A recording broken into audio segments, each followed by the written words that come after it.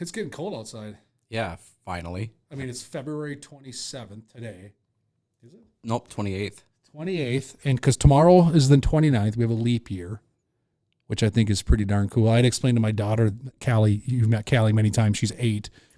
And she's like, oh, so Thursday's the first day of March. I'm like, no, it's not. She goes, well, Dad, Wednesday's the 28th. I'm like, it's a leap year. She's like, huh?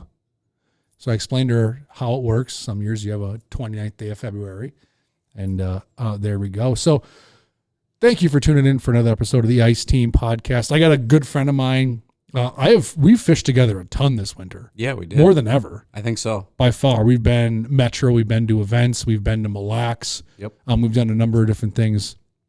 You've shared some of your pets with me, put me on a couple nice fish. If you see me holding a walleye, I'm on Mille Lacs this winter.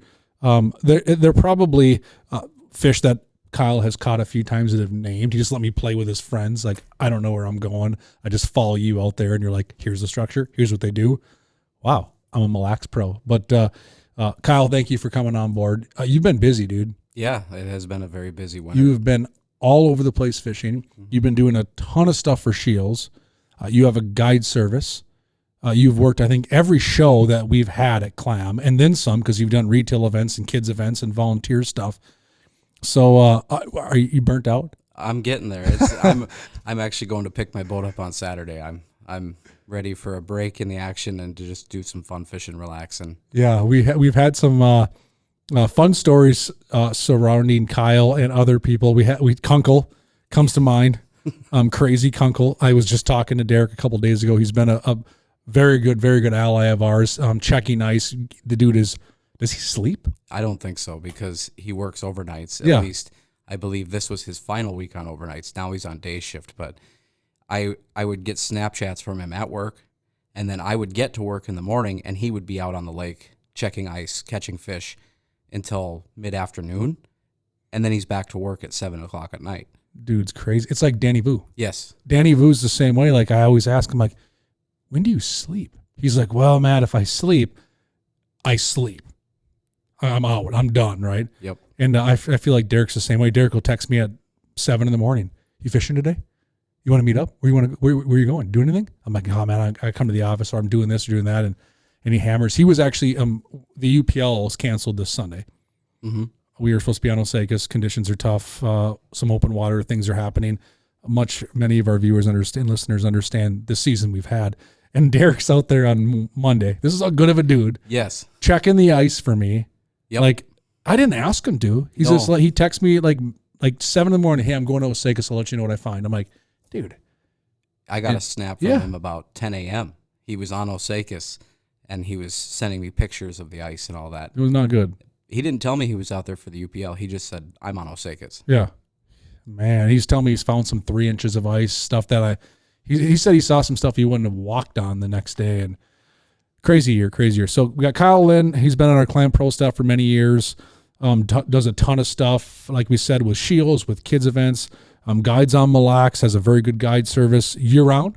Yeah. Open water and ice fishing. Yep. We're gonna really hit on Mille Lacs a bunch today. I know it's a hot topic. We can talk open water. I think for the most part, the Ice Team podcast, but let's be real, the ice fishing season's behind us. Yeah, well, unless you're further Minnesota. Well, especially now that walleye season's closed, the only thing left on Mille Lacs is they extend the pike season through March, and then you have your tulibies that you can chase. But nobody's going to be chasing anything on the mud this year. Every resort on the north end shut their access down early. They didn't even finish out the season. Yeah. How's the tulibee bite going to be? Because I did it a couple years ago. Well, we struggled to get on those big schools like we used to. I mean, it seems like they were broken up. I mean, is that still the case on Mille Lacs? I caught a whole pile of them this winter. They were just mixed in with the walleyes. Yeah. You'd get a school of 3-4 walleyes come through, and about 10 minutes later, a school of tulibee had come through. I mean, they were pretty constant out there on the mud earlier in the season. I can't speak to the later season. I haven't fished that bite in probably 3 years. Yeah. Well, Ashley Holmgren caught that one when we were out there that day. Yeah. We were catching walleyes, we were catching perch, and then she caught a tulibee. And it wasn't far off from when you and Thane caught yours within minutes. I think 5 minutes, so they must have all been swimming relatively together. That makes sense. And they're nice. They're fun. I mean, if you've never fished tulibee, like most anglers catch them, let's be honest, by accident. Yep. They're not targeting them. but I have targeted them a few times, and they're a hoot. And they're not as easy as people think. No. Everyone thinks they're dumb. It's a big minnow, blah, blah, blah, blah. I'll tell you, when I've targeted them, for every like 5 I mark, I catch one. Yeah. Well, they've got really small mouths. Yeah. So when they come to eat your bait, most of the time they just grab the minnow head or the waxworm, whatever you have on. They never get the hook in their mouth, and then you strip the bait when you set the hook. Yeah. It actually is kind of a challenge for them to get the entire hook in their mouth. Yeah. How I caught them when I took a spoon. My favorite spoon, I think I was using a rattling blade spoon, pinhead, either or. And I put a little dropper on there with like a size 12 drop jig or swirl drop packed with maggots. That's perfect. And they'd come in, they'd see all the hustle and bustle of the spoon and the movement, and they'd come right up and they would just suck in that little tiny 3 mil jig. Yep. And you'd catch them. The dropper spoons are excellent for tulip fishing because you get the flash, and when they come in, you have the little profile bait just below it, like you said. Easy for them to hoover it up. Yeah. And you smoke them? I don't eat them personally. I've never kept one. They're good. I know a lot of people that do keep them. It's just not something that I don't have a smoker. Yeah. And I've never smoked any meat before. Yeah. So I Don't wouldn't know start. what to do. Don't start. I have enough addictions. Don't start. It's bad. Trust me. But they are tasty. I know people that like to eat them, like to target them. If you're doing the Tullaby thing, best of luck. There's other lakes other than Mille Lacs you can catch them on. Oh, yeah. There's lakes further north. I know we've caught them on Lake of the Woods. I'm pretty certain Leech, Winnie, Cass, they have to all have them, I believe, right? Yeah, you usually just need deep, cold water. Yeah. The higher the water, they don't thrive very well in Yeah. that. But there's quite a few lakes in the Brainerd and Aiken area that hold enough deeper, colder water that there's small populations of tulies in those lakes. So you don't have to fish Mille Lacs. You can go 20 minutes outside of Mille Lacs and still catch tuliby. They just won't be in as big of populations as they are on Mille Lacs. Yeah, they're a riot. So good luck to you tuliby anglers out there. Catch a bunch. I mean, I don't know if we want to talk a little bit about young Kyle getting into fishing, a number of things. I know your story. Mm-hmm. We've talked about it before. I think it's a unique one. I think it's definitely cool on how you came into fishing, and I applaud you for that. And our listeners probably don't know, but I don't know if you want to take a couple minutes to let people know your backstory, how you've become this dude. You're one of the better educators we have on our team, and how fishing came back to fruition for you. Yeah, so I grew up in Isani, Minnesota, on a hobby farm. My parents are from Southern California. We didn't fish. We moved here when I was 6 or 7. And so hunting, fishing, camping, like none of that was part of our family. There was always work to do on the farm, or you were at school. So I think I maybe fished like 4 or 5 times my entire childhood. And that was just, we had fishing poles, but, and I don't, my dad is a great guy, but I do dog on him for his fishing setup. It's like 10, 12 pound mono to a steel leader with a clasp, with a red hook on the clasp. Perfect. And a clamp on bobber and a glob of night crawlers. And that's how he bluegill fishes. Which would, any avid angler would look at that setup with disgust, because of the steel leader aspect of it.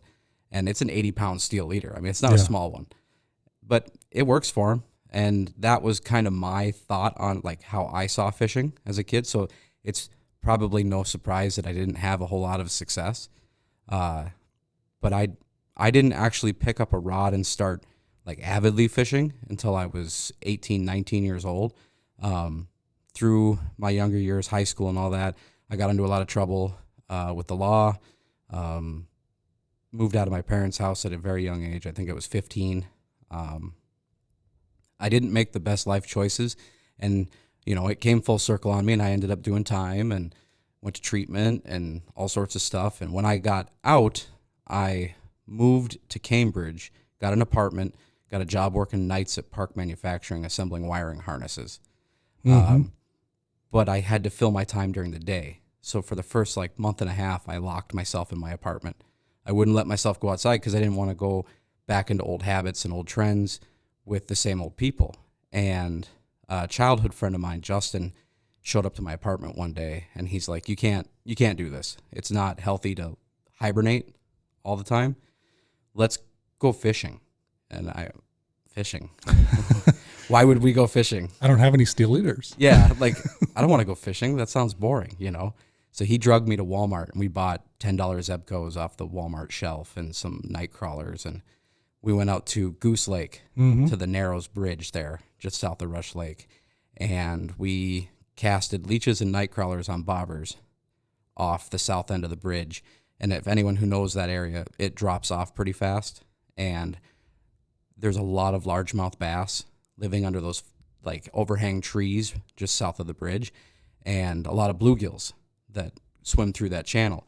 And we proceeded to beat the brakes off all the 1.5 pound bass and 7-inch bluegills you could handle.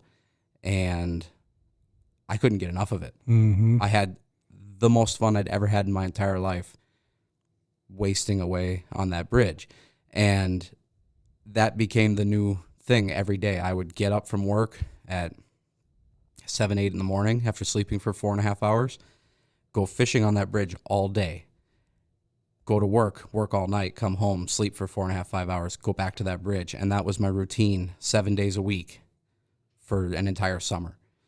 And then winter happened, and I didn't know ice fishing even existed. And my sponsor from NA, where I went, I attended 4 meetings a week at the time. He asked if I would go ice fishing with him. I didn't know anything about it, and that was my first experience with a sunflower heater too. I lit my my brand new liquid snowboarding jacket on fire, maybe 30 minutes into the trip. Burnt, Par for the course. A whole size hole in it. But we went out to West Rush and set up in the old suitcase, plywood floor, really bad, holey pinhole canvas with a couple folding chairs and a sunflower heater. And he had a camera that looked like a fish, looked like a bluegill. Yeah, the old Aquaview, yeah. And he put that in front of me and handed me a jiggle stick and a small jig with a wax worm. And we proceeded to, again, beat the brakes off 7, 8-inch crappies and bluegills. And that was all it took. From that day forward, I could not get enough. That was the nail in the coffin for me as far as fishing and swapping my addictions over from one thing to another. I didn't know how to stop after that. I was asking you, brother. I was asking Rob to take me out every day. You know, he worked full time. Plus he was, in his late 50s at the time. So, I mean, he didn't have all the free time that I did. But eventually I got my own gear. I remember the first flasher I got, I couldn't believe that I could actually see in the water instead of just patiently waiting for that bobber to drop. And it just snowballed from there, really. I knew it. I knew you were a bass guy at heart. Oh, no. I knew it. I knew what got you into fishing was bass. That was. I mean, I always knew it. 1.5 pound bass and small bluegills, which is 2 of the things I rarely fish for anymore. Yeah. Well, 2 of the things we all try to avoid: small little bass and small little bluegill. That's true. Unless you're taking your kids out fishing. Yeah. Then you try to catch everything that you can. Repetition. Yeah. Just this.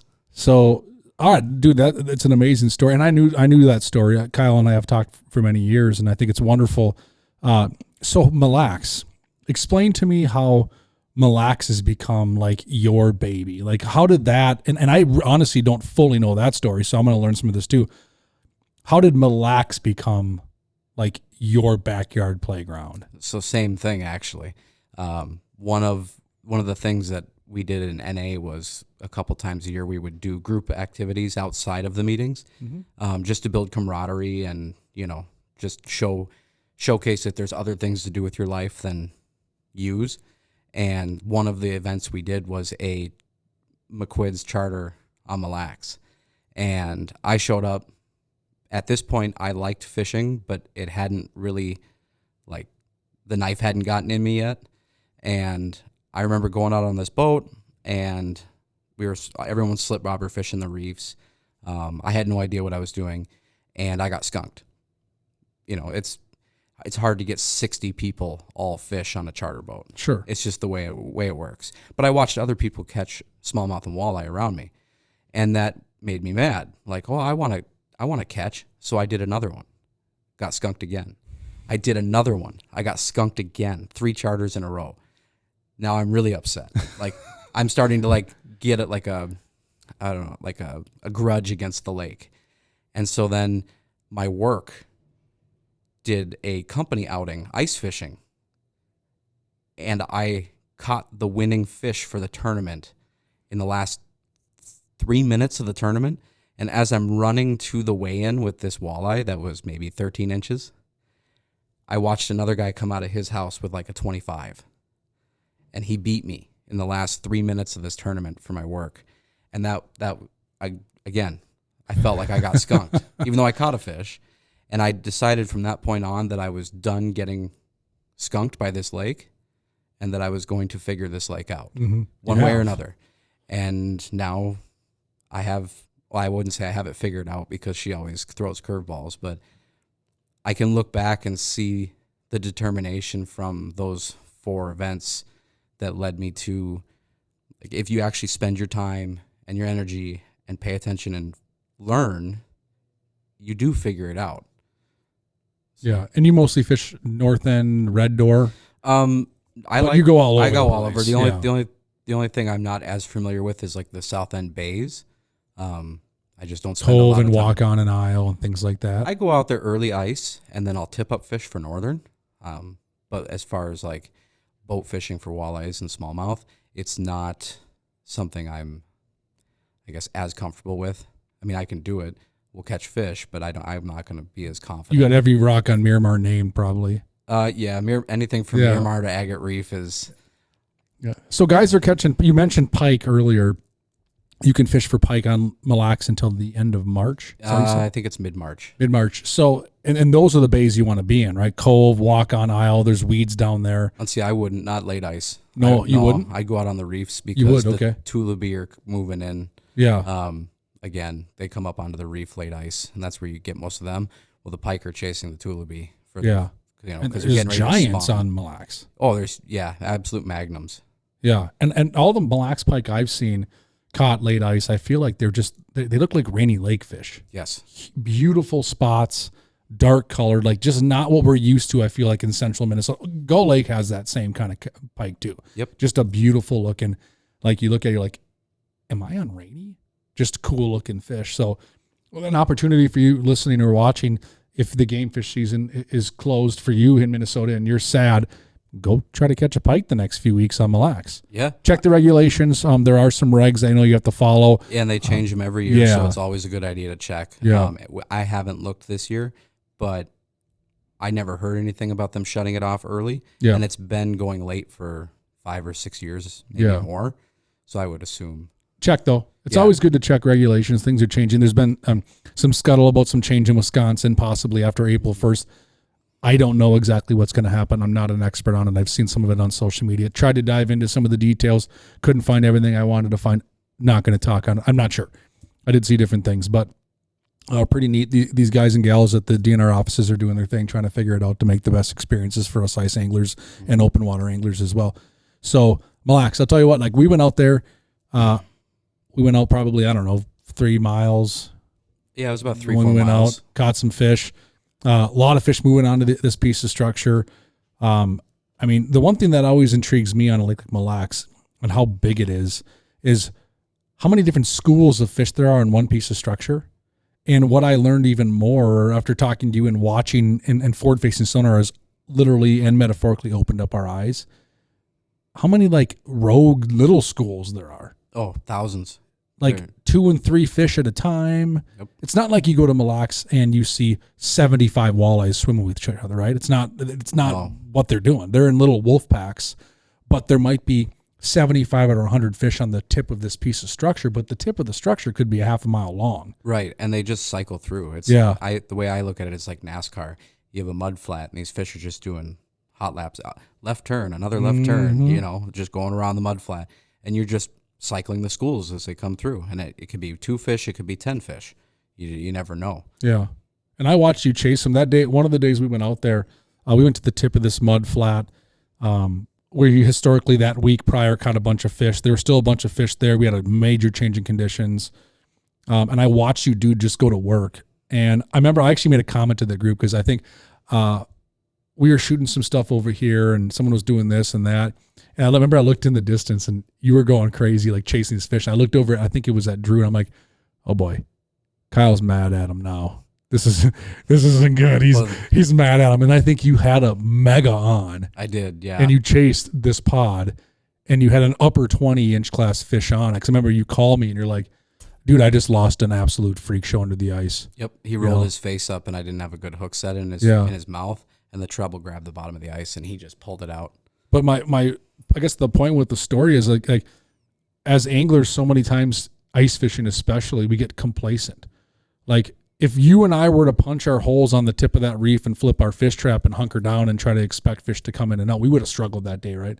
Would have been a grind. But here I watched you work 150 yards or more of the break. Literally, no joke. Like you'd move with your machine, punch a hole, you'd scan it, look for fish, you'd move with your machine, punch a hole, scan, probably just like you do in your boat. And then you stumbled across the pod, try to intercept them, hook what very well could have been a trophy class walleye, right? A little bit of effort. I mean, this was 20 minutes of work? Probably. It wasn't like you were gone for 4 hours. No. You just said, all right, I'm going to go after these fish.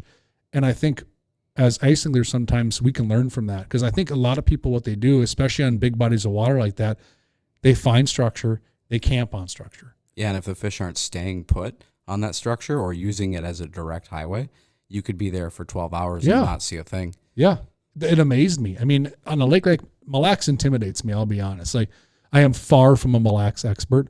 I go with people that know what they're doing and I assimilate. But it intimidates me because when I look at my phone, Navionics Lake Master, I don't care what brand you're looking at, Lake Maps, right? And you look at this reef, and it looks great. It looks awesome on your computer, on your phone. That darn thing could be 2 miles long. Yeah, oh yeah, easily. Or more. Well, I believe the flat we were fishing was 4.5. Yeah.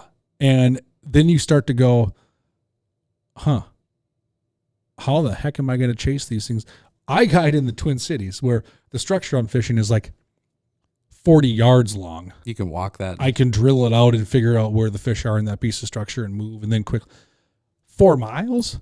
Yep. I mean, it truly intimidates me. Sometimes you end up spending 45 minutes drilling and looking before you actually find a pod that's worth sitting on top of. Yeah. And do they do stall out? Yeah, they'll stall out for a little while until they get beat up enough or something drives them away. But I typically won't even stop for 1 or 2 fish. If I see 1 or 2 just by itself, I keep going because as a general rule, they're not holding still, and it's not worth the effort to try and catch 1 fish. Yeah. Yeah. We had Andrew in our office, our new guy in marketing, catch his first walleye ever. You know, that was the first fish he ever caught ice fishing? Which is crazy because he handled it like a pro. And it was, what was it again? It's like 20. It was a slot fish. Yeah, I think it was like 22 and a half or something. Yeah. Beautiful walleye. Caught that on the new Predator tip up. I mean, he ran over there, and I think, you know, everyone always jokes the saying is like, what do I do with my hands? Like, that's pretty much what he ran over. He's like, what am I supposed to do? Now what? I'm like, grab the rod, reel up. When you feel a little tension, set the hook. And he did it great. And he landed a beautiful walleye, and that was pretty cool. I mean, that's pretty awesome. I mean, he'll remember that the rest of his life. His first fish through the ice was a beautiful Mille Lacs walleye hanging out, and that was pretty neat. We caught some good fish that day. We caught a bunch more walleyes. Tommy got those perch that were donkeys. 1 stinking hole. Yeah. That's the biggest anomaly for me that day was how I think every single perch we caught was out of 1 hole. Yep. And there were 6? I believe 6 and or they 7. were all big? Well, it was Tom's first one was over a pound. It was a 13.5-inch absolute football. Yeah. It looked like it swallowed a 9-inch. And I punched holes, because it's the kind of guy I am. I punched holes 5 feet from him. I'm not even kidding, because he had caught a perch, the big one. And at first, I'm sure we were all thinking the same thing. Well, that's a bonus. Right. Like that was kind of a fluke bonus, right? Oh, nice perch.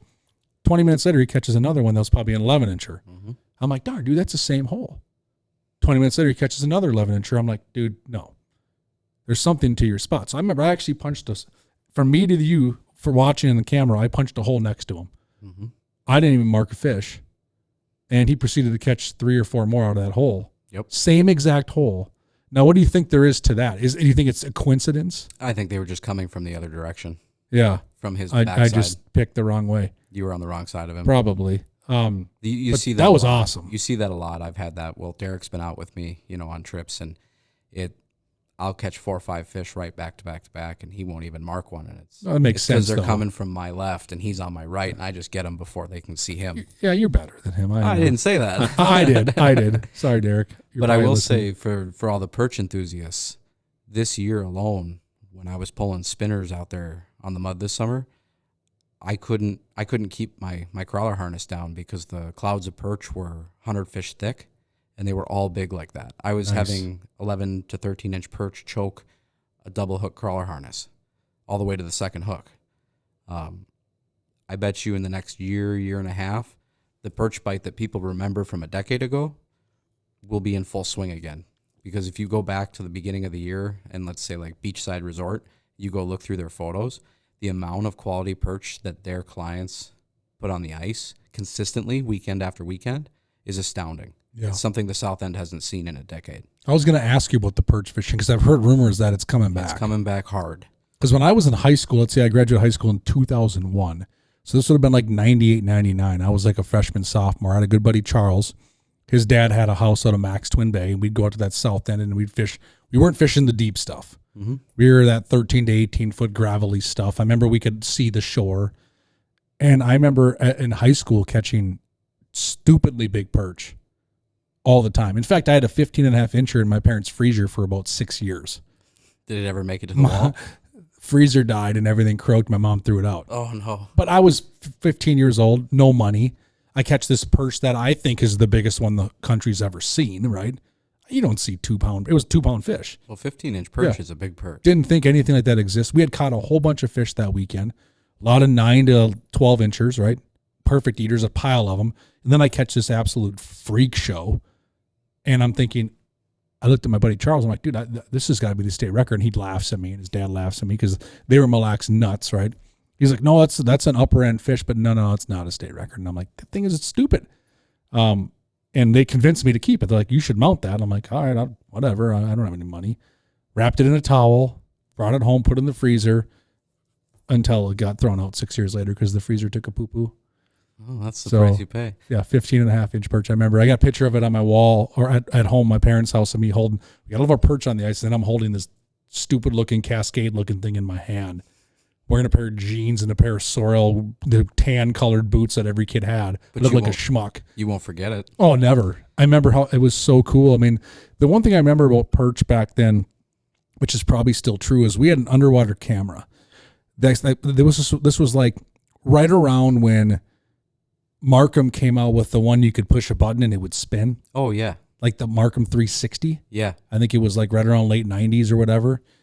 And I remember if I didn't have that camera, I would not have caught that fish because they bit so stupidly light that they would come up on the camera. They would suck it in. My spring bobber or noodle rod, I don't care what it was, wasn't even moving. They were literally just almost like they were eating zooplankton, just. And I remember almost all the fish I caught, I visually watched eat on the camera. I would not have caught them. Like, is that still happening? Or I feel like they're a little more aggressive now. Yeah, I'm catching them on 1/8 ounce blade spoons with a minnow head. Yeah, they were so frustrating. I remember they were so, and we just took turns with the camera because if you didn't have the camera in front of you, you weren't catching them. Yep. You'd see them coming in on your Vexlar. I remember and you're trying to catch them, this and that, and I think Charles caught some dead sticking, and I was out fishing them because I had a camera. Well, they were probably biting. He just didn't feel it. Right. But it's not like that now. They're hoovering everything up as fast as they can. I love perch fishing, dude. I might come up your way next winter and chase some perch because that intrigued me to watch Tommy catch those, and everyone he caught was like, I'm a Metro guy. You don't catch perch over 7 inches, and if you do, they're skinnier and you can't do anything with them. So to see that, it's intriguing. I don't live in perch country, so it's pretty awesome. It's great to hear that's bouncing back. I did hear those rumors. I've seen some perch grip and grins on social media from Mille Lacs. That's phenomenal. How do you think the walleye fishing is going to be this spring up there? I think it's going to be incredible. They barely got pressured this winter. Yeah. The north end of the lake never even got houses on it. So like the Red Door, they never brought out their rentals. Mm-hmm. They never brought out their skid houses. I think they had 4 ice castles on the ice all winter long. So the only pressure the north end of the lake, or even like the northwest and northeast side of the lake saw, was machines or people willing to walk. But you don't see people walking out to the mud flats. No. So at any given day, I could count maybe 5 other people out on the mud as far as you could see. The whole north end of the lake never got good enough to get that kind of traffic. So the fish were virtually unpressured. How many houses would you see up there on a normal year? Because you and I went fishing 3 weeks ago. I don't know exactly. Yeah, about a month ago. Yeah. I think. And you're right. We saw a few people fishing. Very I'm not few. kidding. A few. Yeah. What would you see? It would be an ice castle city. Hundreds of ice castles. Yeah, you'd have 300 ice castles on one piece of structure, on one mud flat. Not to mention all of the members of all the resorts with their skid houses and ice castles, plus all the resorts' rentals. And I know the Red Door acquired Appledorn's rental service, so they bought all their skid houses. They have something along the lines of like 27 skid houses for rent now. Yeah. So that would have been all out on the breaks, along with all of everybody else. Plus, you get your weekend ice castle traffic. So, I mean, at any given point, you're talking a couple thousand fish houses just out of one resort. So it'll be money. Yeah, I think so. It was great all summer and all fall. The bite never died. I never really had to switch up. Every trip I took was slip bobber fishing from June forward up until mid-October. And then it switched to a jig and a minnow. Did you let Kunkel catch a couple last summer? I did. He came up quite a bit. And he and I actually stumbled on some juice. So Tom Dobbins and Mel came up to fish with me for a morning. And the winds were blowing super hard out of the northeast. And Mel and I caught fish. Tom did not. That is a running joke. Sorry, Tom. But better luck next time. We love Tom.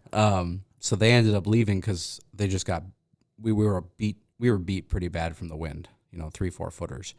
And so Derek came up and I said, we're going to go put in the Malmo public access. And the water level was too low there. So we ended up going somewhere else. I'm not going to say where because I don't need to.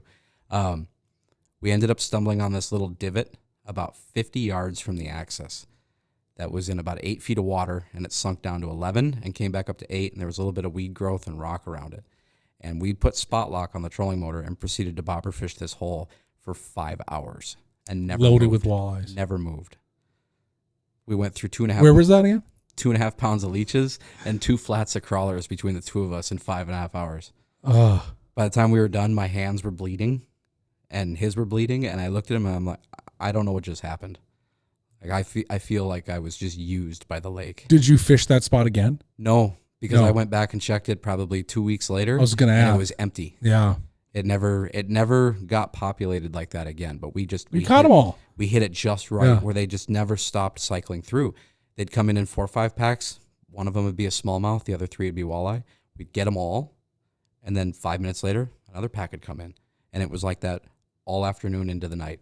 That is awesome. Speaking of smallmouth, there's always been one thing about Mille Lacs that's intrigued me, and I've been a part of a conversation several times. What do those fish do in the wintertime? Because there are tens of thousands of smallmouth in Mille Lacs, right? Yep. And you don't hear of many of them caught ice fishing. Like, where do those fish go? They just hang out on the reefs and in the rocks. You can see them with your camera. They just don't bite. They just get really lethargic. They do bite. We catch them here and there. But you do, okay. It's not like in the fall where you can put 60 in your boat with no effort. Yeah. It's 1 a weekend, maybe 2. Yeah. But they're there. They're just because they're so ferocious much of the open water season. If you put a camera down, you can on the right spot. You'll see 3, 4, 5 of them grouped together, like almost like penguins, how they huddle, and they're just sitting up against a boulder. Just wintering. Yep. What about panfish? I've done some crappie fishing on Mille Lacs over the years in my lifetime when I've caught some absolute freak show fish. Seen some that'll make a grown man cry. Yep. You ever get into any of the panfish, or you panfish other places all the time? You leave Mille Lacs alone for panfish, yeah. So that's like Mille Lacs' best kept secret. Mm-hmm. The guys that know those fish and know their patterns will not tell you anything. They refuse. I've caught 1 crappie on that lake, and that's it. He was out on the flat we were on. Middle of February, 32 feet of water, came off the bottom like a walleye. Total rogue fish. Yeah. I actually nicknamed him Nemo because he was lost. Yeah. I don't know what he was doing. Was he blind? No, but he, he did come home with me. Yeah, he's gone. But I've chased him in certain spots on that lake, and you don't catch small ones. No. And I've cambered some of these spots, and some of the fish I've seen will haunt your dreams. I believe it. Like stupidly big crappies. There was a time There was one time I was fishing in June, first week of June, early 2000s, 20 years ago. We were up there trying to film a smallie show. Smallmouth bass have been prevalent in Mille Lacs forever. They've only become really known the last 15 years, right? But they've been in Mille Lacs forever, right? Everyone knows that. But 20 years ago, we were up there trying to catch some smallmouth, trying to be on the quote-unquote forefront of smallmouth Mille Lacs fishing. We got our butts whooped, right? But we're in some of these harbors, in some of these dock compounds, and the wind was blowing pretty good. And I said, I'm going to take a look at some of these harbors. And I pull in trying to find smallmouth, and I saw some of the biggest crappies I've ever seen. They wouldn't bite anything. Nope. They wouldn't bite one thing, and these were all magnum fish. I mean, they literally wouldn't do a darn thing. I mean, so they're in there. Same thing with some of the other big lakes like Cass, Leech, Winnie, giant crappies. Yep. Super cool, super intriguing to me. But much like you, I find myself just going, I'm going to get frustrated with these fish. I'll go chasing someplace else. Well, I know that at a certain time in the spring, right after ice out, before opener, you can get into these back areas, and it's very weather dependent and sunshine dependent. These fish will move in there for an hour and a half at a shot, and then they're gone. They pull right back out. And it's a timing thing. You have to go there every single day and time it and find out when they're going to be there, and then just be there when they're going to eat. I don't do it, but I've got a couple buddies that do, and it's a science the way they talk about it. I don't have the time to do that. Yeah. I mean, they're literally in there every day watching these fish. No, yeah, it intrigues me. I mean, the few times I've done it, it's really intrigued me. I've told myself I'm going to do it some more, and I'm probably like you. I don't want to put the work in. I know I can go someplace else, still put some work in, but not bang my head against the wall. So Mille Lacs, outstanding fishery. It's super fun. So this summer, you don't do the charter thing. You run your own boat. Yep. So if somebody wants to book you for a guide service, they can hit you up on social media. Yeah, and I'm actually in the process of getting a website going. Okay. Should be probably in the next month that it'll be up and running. Okay, perfect. So look up Kyle on social media. You won't be able to miss him. Get dialed in on Mille Lacs fishing trip, open water or ice fishing. I'm going to come up, try to meet with you, do a little fishing as well. Yeah. I think it'd be a whole lot of fun. Let's jump back into the ice fishing season. It's been a crazy year. I mean, we joke here at Clam that we've had like 3, maybe 4 first ice. You're not wrong. It's been, I mean, how many times this ice fishing season have you picked up a spud bar? Pretty much all season. Crazy. Yeah. I was cussing the third time I had to put my cleats back on. Mm-hmm. You know, you finally take them off because we get a little snow cover, and you're like, finally, I don't have to wear these. And then the snow melts and the rain comes, and back to cleats again. Yep. I think I just kept mine on my boots. I think I took them off a couple times. Otherwise, I just leave them on my boots. I feel like this year, the spud bar, like you were saying, I live with it. We never drove our trucks on the ice. Nope. I didn't drive my truck on the ice one time this entire year. Neither did I. When I went to Lake of the Woods in December, there wasn't enough. We got shuttled out, and I never went far enough north once the ice did hit, after it hit, to drive out. My Bemidji trips were always early. We took machines, and then I spent my time obviously in the metro as far north as just south of Leech. Again, not enough ice to make me comfortable to drive. Never drove. I don't know if I can say I've had an ice fishing season since I've been guiding for 23 years where I really never once drove my truck on the ice anywhere in Minnesota. No, I'm pretty sure this is also the same for me. First year with the truck, never on the ice. And typically, so I've got 2 kids. My rule for them is I typically don't bring them out until you can drive a vehicle out. Yeah. I never fished anywhere where I could get a vehicle out, and the ice was so inconsistent here at home that my kids never saw the ice this entire winter. Yeah. I never took them out, not once. Yeah. I just we never had the opportunity at home, Mm-hmm. And my son doesn't sit well for long 4-hour car rides. So I met your son. Yeah. A trip to Bemidji or Red Lake really wasn't in the cards. Yeah. That's okay. I have lived on my snow dog this year. It was a godsend. I mean, because there was even times like even wheelers and snowmobiles weren't happening. We'd lose our ice. We'd be down to 4 or 5 inches of it. And that's been my only means of transportation this year, I feel like. I've gotten to know him very well. I should name it. I didn't, but I should. But it's been a wickedly crazy year. I mean, and people are asking, I've recently gave up on the Metro Ice just as recent as this last week. And I've had a few people like ping me like, oh, I still got 7 inches on my lake, you know, and it's like, no, I totally get that. Like every lake's different, right? But the thing I've been telling people about this season that's different than any of us have ever experienced, I don't care how long you've been doing this. This is a new chapter in everyone's book. Usually when the ice goes bad, we have 18, 20 inches of it. Right. It gets waterlogged. It starts to do its thing. Never have we had a situation where the ice goes bad like this and we have 6 or 7 or 8 or 9 inches of it. Yeah, and that rain turned the top 4 inches into garbage real quick. And I've watched it literally melt from the bottom up as well. Yep. And to me, I don't want to say it, I'm scared, but you need to take it serious. And I always tell people, and I'm not the guy ever to get into it on social media. You'll never see me argue on social media ever. But I want to tell some of these guys that do, I think at times flex with a little bit of ego. None of us know what this season is doing. We've never experienced this. Now, when you get 6 inches, 5 inches of ice in December, when the ice forms, that's usually pretty good, strong, stout, sturdy, clear ice, right? Yep. Totally different ball game than 5, 6 inches left right now when things are compromised. And that's what I'm trying to as politely educate people as I can is we're just writing a new chapter. This is something we've not experienced. At a minimum, err on the side of caution, because I've seen the ice do some things this last week or so that I've never seen in my lifetime, just what's going on and what's happening. So while we have poor ice here in the Twin Cities, some lakes already opening up in certain spots, no questions asked. Some lakes, sure, you may find 7 inches still and you can walk out and do your thing. God bless you. Be safe.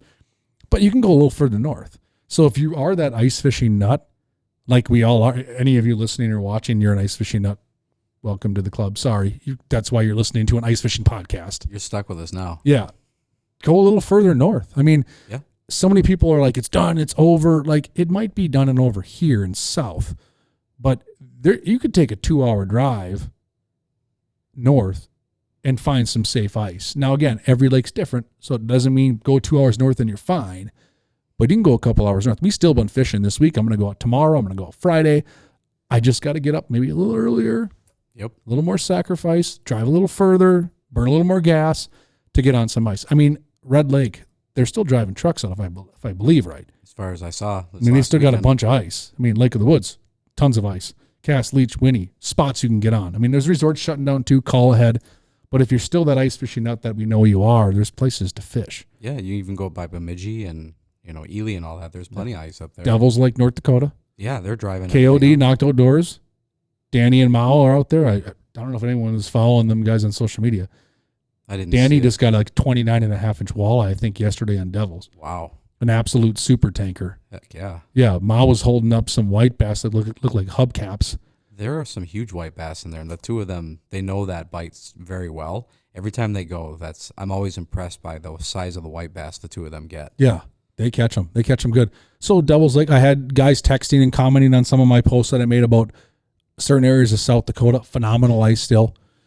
So there's plenty of ice fishing opportunities. We got a squad here from Clam in a couple weeks going up to Winnipeg. Yep. Can chase the greenbacks. Yeah, and they'll have ice for a lot longer than we will. Yeah, so there's opportunities here. Understand completely, though, that this season was tough. Yeah. I call it what it is. I did more driving further north to get on better ice this winter than I ever have. Mm-hmm. Right out the gate all the way through. Right. But it was fun because I got to explore a lot of lakes I'd never been to, and I'm a sucker for a road trip to a good lake.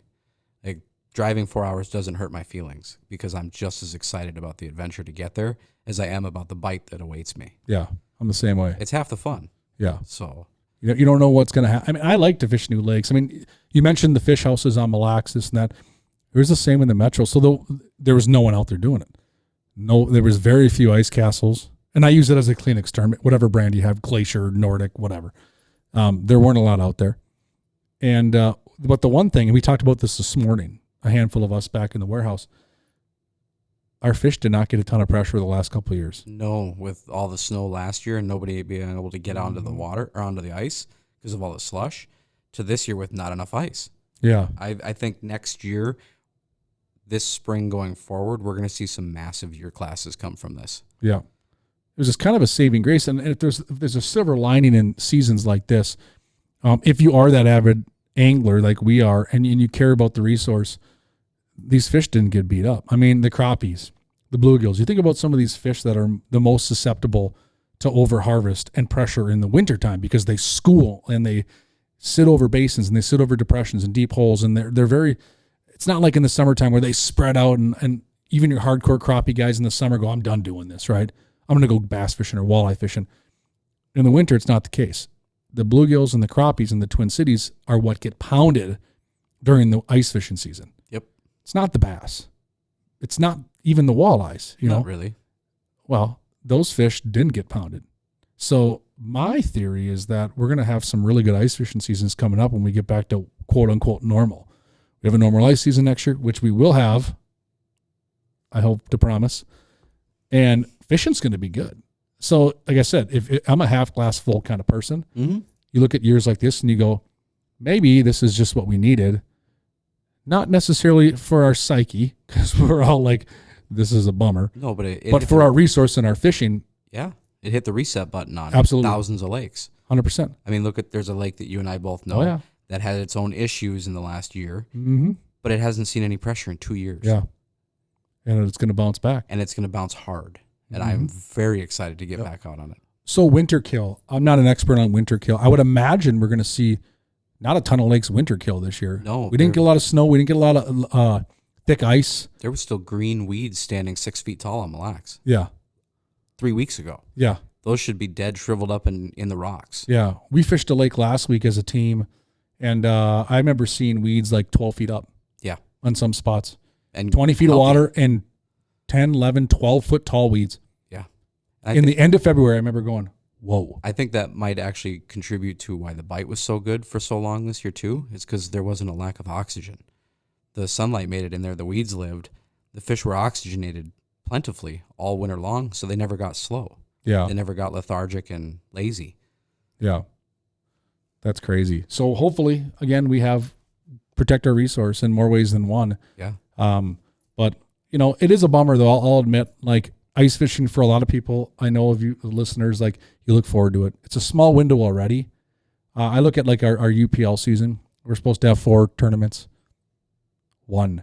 You only got one? We had the first one canceled because the ice wasn't ready. Yep. It was the first weekend in January. We lost our ice. It wasn't quite ready. So we had our first event was actually the last Sunday in January. The ice came back. We had 6 to 9 inches of ice on East Rush Lake. Oh, yep. Got the event off. Fast forward a few weeks to the 3rd week of February. We were supposed to be down on Tatanka. Ice broke away from shore. We got out of that rain again. Yep. Crushed it. We had to cancel. Then our next one was supposed to be this Sunday, which was supposed to be on the horseshoe chain, which we obviously had to move to Osakis, and even that didn't hold up. So it's just dumb luck. And the tough thing about running a tournament circuit after this is the 23rd year of the UPL, it's not like you pick a different weekend. You got 30 teams. You have 60 individuals. They all know the schedule in May or June. They all plan their winter based off of that schedule. That the likelihood of getting all 30 teams to switch to a different Sunday, not going to happen. No, everyone's, you kids and 10 teams are like, we can't make it next Sunday. My kid plays hockey, or I'm going to Lake of the Woods for my annual buddies trip, or I got a friend getting married, or so there's things that go on that they plan for. So our hands were forced that if the conditions weren't right and the lake wasn't safe, we didn't have the event. The same thing happened to us with FAM. Yeah. Our first event down in was it Chanhassen got canceled. I saw that. Yeah. The second event in Brainerd at a Breezy Point, they had that one. This Saturday was supposed to be our Pekegama event, which got canceled, and now it's moved into the Floppy Crappie. We're just doing a pizza party for the kids. Floppy Crappie's awesome. I've actually never been in there. It's great. They do a wonderful job. Yeah, we're going to be there Saturday afternoon, so I think there's like 5 spots left. Yeah. And then the following one, I believe it's next weekend or 2 weeks from now, was, I don't even remember what lake, Clearwater. In Annandale? Yeah, that's not happening. We canceled it already. Just because, I mean, I wouldn't feel comfortable bringing other people's kids out if I won't even bring my own out. Right. And I told Jake that. I'm like, there's no way we can do this. Yeah. And he agreed right away. Yeah. We got some extremely warm temps coming. So today is Wednesday? Yep. Wednesday. Today was cold. 4 degrees this We morning. woke up and it felt like winter. So, but it's kind of a false mirror. Yeah. Because tomorrow it's supposed to be 47. And then 69 by Saturday. I think 58 on Friday, and then 60s on Saturday and Sunday. And I think I saw rain on Sunday.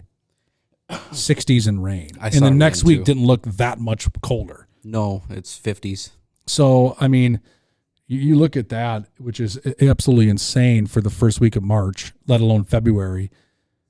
And all you can do is what you alluded to earlier in the episode.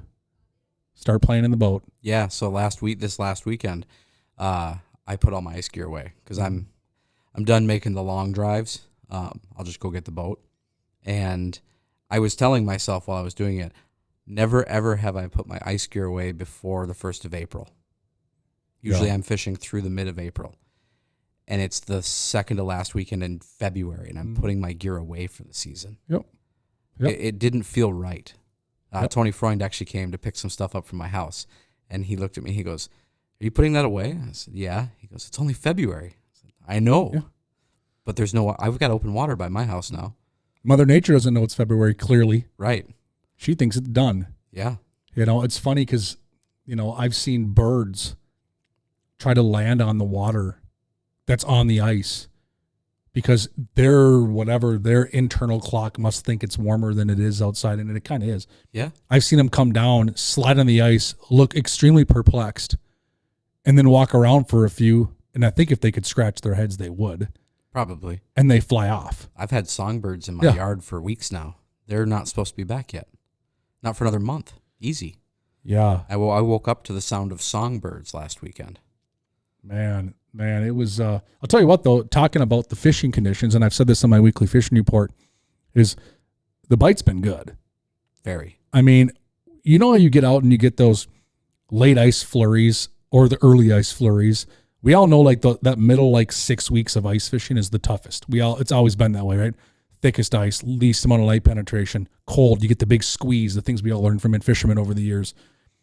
We never got that. Never. These fish fought and fished and patterned like early and late ice the entire year. Yep. And with that, those who got out, I don't think I went out and had a tough day. And I'm not saying that to act like I'm really good. I'm just saying that's how the bite was. Yeah. Every time I ice fished, we had really, really, really good days of fishing. And if Tons you of didn't fish. land on them right away, just give it time. Move around. You would find the active school and then beat the brakes off them. Yeah. The whole winter was like that. And I never in my life have I ice fished without gloves on as many times as I did this year, without a stocking cap on. Yep. I don't know if I put on a parka this entire year. I threw a blackfish vest over the top of a hoodie, I think, almost every single time I went fishing. I wore a parka just because of the wind. And ripping out on Mille Lacs. I totally get that. But other than that, the little lakes that I would fish, it's a vest and a hoodie. Yeah. And then we have other years. Last year, I remember there was so many days where it was 15, 20 below zero. Yeah. But we just didn't get the ice because we had a foot of snow on it. Yep. This year it was just awkwardly warm. I was joking the other day, a couple nights ago, I was playing basketball in the cul-de-sac with my kids at right around dark, 5:45, 6 o'clock, in shorts and a t-shirt in February. Yep. And I was actually sweating. I've driven home from work almost every single night in shorts and a t-shirt because I've been working out after work. And when I walk outside, it's still 58 degrees. You'd think you'd be cold. It's crazy. But you're not. I was talking to Lucas Matzke, our head of sales, our VP here at Clam. I was talking to him for a bit, and he said there's been 129 years, I believe, where Minnesota has tracked weather. And he said, in Hennepin County, which is the epicenter of the Twin Cities, that in 129 years, this year ranks 129th on this cold scale, meaning it was the warmest in history. I believe it. December, January, February, I believe he said, that 3-month window in the history was this season, the warmest. We've seen 50 degrees in December before. We're no stranger to that. Yeah. But to see it in January and February consistently, not just 1 or 2 days, it seems to happen. Not 5, 8 in a row every other week. Yeah. And then only to have it hit 28 and then a low of 14 for 4 or 5 days, and then bounce right back up to 50. Yeah. I've never seen it before. My dad said he'd never seen it before. Yeah. I mean, it's an anomaly. And the crazy thing is, like, I see the term El Nino thrown around a lot, right? We all know what El Nino is, right? Whatever. But you look at like a state like Texas. I believe Lucas and I looked at Texas on that same model, and they had like the top 20 coldest winter on history. Wow. So it just flip-flopped. There was times in Texas where there was ice. I don't know if you remember, snow and ice forming. Mm-hmm. Alabama, Arkansas, they were getting snow and record-setting cold temperatures some days down there, which I thought was very intriguing. While we were having this insane, there was multiple days where Minnesota was warmer than I believe certain parts of Texas and or Arkansas. That's crazy to think about. Oh yeah, which is super nuts. Especially since we're in the heart of the ice Yeah. belt. Like we are. We had 55-degree days and they were having 35-degree days. And then you go look at yesterday, and North Dakota gets, 6-7 inches of snow and 40-mile-an-hour winds and 15 below zero. Yeah. My oldest son had lacrosse practice yesterday, and they went outside. They've been practicing outside on the turf. Why wouldn't you? Right. So they all went out yesterday after school, and about 3 o'clock, that wind went from like 10 to 40. Yep. And it started snowing. And they're out there in shorts and stuff. Because yesterday morning when we got up, it was still like 35 degrees and very warm out. Yeah. The sun was out, and it wasn't until about noon or 1 that it got cloudy and you felt it. Yeah, and then it dropped about 15 degrees in 20 minutes. You felt minutes. it change. I mean, I think it almost hit 40 yesterday morning, and it was gorgeous out. Yeah. And then by the time I left work at 5 to drive home, we had snow on the ground, 20-mile-an-hour sustained winds, gusts to 30, and it was 15 degrees outside. Yep. Woke up this morning to it being about 0. And my dog ran outside and looked at me, and he's like, what? Yeah. He's like, not a chance. That's how I felt this morning, though, because I wasn't paying attention to the weather, and I got up and walked outside, and it was 4 degrees. I didn't start my truck or anything. I was confused. Yeah. Oh, Mother Nature, make up your mind. I just, one or the other, none of this back and forth. Speaking of weather, what is your ideal conditions for open water? Like, what do you want to see? Like, do you want a warm spring? Do you want it to be cooler? What do you want? I think we need rain. We definitely need rain. Our lakes need some water level. I would be happy if we got a whole bunch of rain in the coming weeks. There's going to be some public accesses on Mille Lacs this year that you're not going to be able to use on opener unless we get some rain, and I mean a lot of it. Yeah. Because they were getting to the point last fall where your pickup was 10 feet from dry land and your bunks were still dry. Mm-hmm.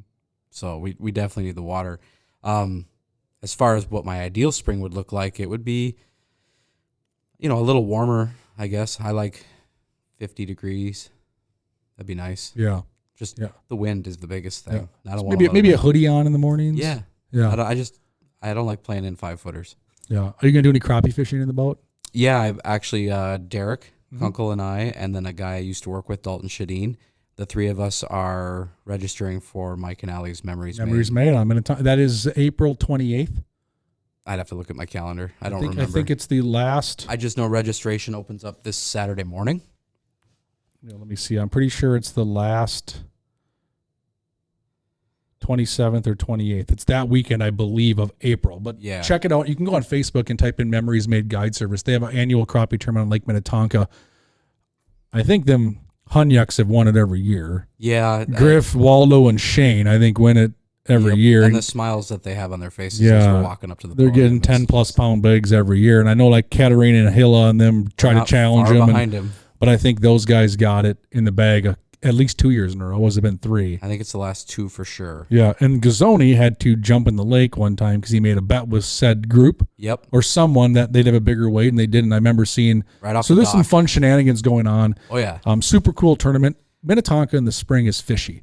Don't be intimidated. We name drop some absolute hammers there. And I know right away people are probably like, oh, I can't beat those guys. We can't either. I don't even try. I just don't want to come in last. Yeah, but you will go out there, I can tell you right now, with moderate ability and catch a bunch of fish and have a whole lot of fun. So last year was the first year I did it, and I had never crappie fished Minnetonka a day in my life. Yeah. How'd you do? With 1 day of pre-fishing and not seeing a single crappie during pre-fishing, I think we came in 4th from last. Yeah. We weighed a full bag. That's all I cared. I told Derek and Dalton, I said, I've never done this before on this lake. I don't know how this lake works. We're just gonna go have fun, and hopefully we weigh a full bag, and we did. Yeah. You have fun? You caught a bunch? Yeah, we pounded them. They were all little, but we pounded them. Yeah. And I was content. We didn't come in last. We weighed a full bag. Everybody had fun. Nobody fell in. Prediction for this year, where are you going to come in at? I don't know. Better than last year, hopefully. Okay. So, but again, you never know. I want to come with a full bag. I don't want to come in last. Mm-hmm. All I know is Thelman and Reinman, we beat them. Yeah. And Amy Munsinger. They were all on the boat. And I remember Amy Andretti didn't beat you? No. Yeah. At the end of I would say about halfway through the day, we were coming out of one channel and they were coming in. And I looked at Jesse and I was like, hey, how many you got? And he just put his head down. Yeah. So it was. Jesse catches some big crappies. Oh, for sure. Up in his neck of the woods, Ottertail area, he catches giants. Yep. So he came down to that just goes to show you, Mike and Al, good people. Mm-hmm. People come to that event to support a good cause, to support them, to have fun, to see their friends. If you look at that roster of who's fishing that tournament, it's a lot of amazing human beings. Yeah, and most of them are hammers too. Yeah. You have a bunch of diehard. It's like that. It's a lot of those hardcore tournament ice fishing guys and gals are fishing this crappie tournament. Yeah. There's not many crappie tournaments in Minnesota. No, I think not ones you bring in a 10 fish limit and try to compete. The only other one that I can think of off the top of my head is the Ron Shero one. But I think that's just a raffle. You catch a fish, you get thrown in. I don't think they do a top 10 bag, do they? That I don't know. Yeah, I think they used to. I think now it's just like biggest fish, and then if you register a fish, you get a chance to win a prize. Okay. More appealing to the families and kids and everybody involved, no matter your skill level. But I think Mikey's tournament and Allie's tournament on Tonka might be one of the few where a team brings in 10 fish and let the biggest bag win. Yeah, you might be right. Well, for open water, yeah. Yeah. Yeah. I just do it because it's Mike and Allie and because it's for a good cause. Yeah. I really don't care if I win. Yeah. I spend most of my spring guiding on Tonka for crappies. I love it. Phenomenal body of water. It is still shocks me on what's in there and the quality of fish you can catch on a lake that gets absolutely pounded, right? Yep. The most boat traffic of any lake in Minnesota arguably is Lake Minnetonka. I would agree. It is a zoo, and it continues day after day to kick out quality fish of all species, and the crappies are right there with it. I'm excited. So, yeah, I see that going on, so check that out if you want. I know he still has some openings. You can hop on there, get registered, even if you're not in Twin Cities area. Like Kyle said, come on, fish it. Yeah. Give it a shot. I think registration opens Saturday morning, this coming Saturday. Okay. So. And how many teams does he allow? 50? I thought he was going to up it, but I don't Either remember. way, hop on there. You can learn the details. Check it out.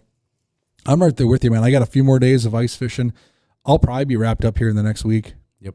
And I'm only going to be continuing to fish because I'm going north a bit to get some other stuff done. My fish around here where I spend most of my time, I'm just not comfortable going to the lakes at this point. And I think I'll be playing in the boat in March, getting ready for hopefully a great open water season. And if I can get my boat out at the end of March, I'd love it. Look at it this way. We're just gaining an extra month of spring pan fishing before the opener. My favorite time, I would say one of my favorite times a year is springtime crappies. Yeah. My kids love it. It's plentiful. It's fun. If you like to harvest a few fish to eat, them cold water, open water crappies are super tasty. And I don't care if you're 5 or you're 95, like the thud of a crappie or the cork going down, the adrenaline rush never changes. No, never. You get just as excited when I catch a crappie, whether it's a 9-incher or a 14-incher under a bobber that I did when I was 5 years old. So I'm excited for open water crappie fishing. I love it. It's one of my favorite times a year. Hectic season though, dude. One I love to remember because there were some memorable things. I had a client get a 15.5-inch crappie. That thing was huge. You've had clients get some awesome fish this winter as well. So there's many memories made this year, but from an ice thickness, ice weather condition standpoint, probably one we all want to forget. Yeah.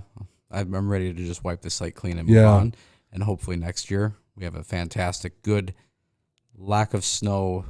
Tons of ice season where everybody can get out and do whatever kind of fishing that they like to do. Because it's been very, I guess, technique specific the last 2 years. Yeah. Whether it's, wheelhouses or no wheelhouses or portables. And it'd be nice to just see everybody get a chance to do what they like to do. Yeah. And if you bought a wheelhouse this year, Sorry. Hopefully you get a chance to use it this summer and camp in it and enjoy it. I did see some stuff on social media which made me laugh. People still went on the weird houses in their driveways. Yeah. Camped and watched football and said, saw you know that what, too. I'm not on the ice, but we're going to use this. So they just went outside into their driveway, set it up like they're ice fishing, brought their food, did their thing. It's like, great. I'm glad to see people half class full, trying to make the most out of a situation. But don't worry. I mean, your time will come. You'll get it on the ice here. There's no way, and I'm a believer in this, that we're going to have a third year in No a row. way. I hope so. No way. I will say I know Tony Freund and his kids camped out in his driveway in their hub. Not surprised. They just wanted to go ice camping, but they couldn't, so they did it in the driveway. Tony Freund. We were fishing last week, getting some content done, and we had a portion of the lake we were on that was opening up, a couple feet of water by some cattails. And I was like, hey, Tony had one of our new suits on, that float suit. And I said, hey, man, we should film a little breakthrough scene here and show them how well this works. Tony, without hesitation, no problem. I'm like, we're not going to do that. But instantly, He would. and he was as serious as a heart attack. He would. No problem. I can do it. I got a spare pair of clothes in my car. Of course he and does. Tony, if anyone knows Tony Freund, if you come to the booth at any of the ice fishing shows, he's probably spooling line. Probably. He's an extremely hard worker, one of the hardest working guys we have. The guy's a machine. And if you know Tony at all, he was dead stinking serious. No, I'll go in. And we're just like, no, dude, because we have like a half-mile walk back. I know it's 55 degrees outside and warm, but the second you go in that water, you're going to be frozen to the bone. Not a chance. But talk about a team player. He would have did it without even you having to ask twice. No. If you wouldn't have stopped him, he probably would have started walking. So that's our dude. But any parting words here? We've been talking for over an hour. We've had a lot of good conversations. Maybe let people know how they can get a hold of you. Yeah, you can, if you guys want to book a trip, open water or ice fishing for walleye or smallmouth on Mille Lacs, or panfish or pike or bass in the local area around Aiken or Isani County, you can call me 320-209-0060 or look me up on Facebook, First K Guide Service. And then hopefully in a month, I'll have the website up and running, firstkguide.com. Mm-hmm. And we can link to some of this stuff when we post this on social media as well, so you guys can check out Kyle and everything he's got going on. Follow him, see some of the fish he's catching, ask some questions, and go from there. But, dude, I appreciate it, man. I've always been a big believer in unsung heroes sometimes, and I think there's a lot of guys on our staff that do such a phenomenal job and don't probably get as much recognition. And, dude, you're absolutely one of them. I mean, there's things you're doing behind the scenes, not just for fishing, but for us, for the kids, to better the sport and better everything going on. So, dude, we can't thank you enough, man. You deserve a major kudos. So appreciate you coming on. I'm going to be honest. Like, I talked to you yesterday. Yeah. I said, you want to do a podcast? And we were trying to look at some dates, and today worked. Like, it was just like, boom, we'll do tomorrow. So short notice, can't appreciate Kyle enough. This is our 39th episode. Oh, wow. So our 19th of this season. We're going to do one more episode this season and wrap her up. And then I know a lot of you are asking, 100% there'll be an Ice Team podcast again next year. So we'll be coming back at everybody with 20 more episodes next season, getting people excited. Our next one will probably be just a recap. Got some fun stories to tell because the ice fishing season, as we alluded to, much of this episode is behind a lot of us. Yep. So Well, I appreciate you having me on. I had a lot of fun. I've been a long-time listener, first-time caller. mhm. So, welcome. And I didn't embarrass you too bad. no, not too bad. Not too many. I mean, I asked you a couple questions before the show that we're not going to get into. No. But we have fun. That's part of the thing. But, dude, can't thank you enough, man. Best of luck this open water season. I know you're going to crush it. I'm going to come up and hang out with you and do some fishing in a boat Yeah, let's do it. and have you introduce me to some more of your pets. For sure. Awesome. Thanks, Kyle. So another episode of the Ice Team Podcast with Kyle Lynn. Thanks for tuning in, and make the most out of the rest of the ice fishing season if you can. Hope you had a great season. You stayed safe. And you know what? The beauty of fishing, we just get to do it on soft water now. Yep. Thanks for tuning in, everybody.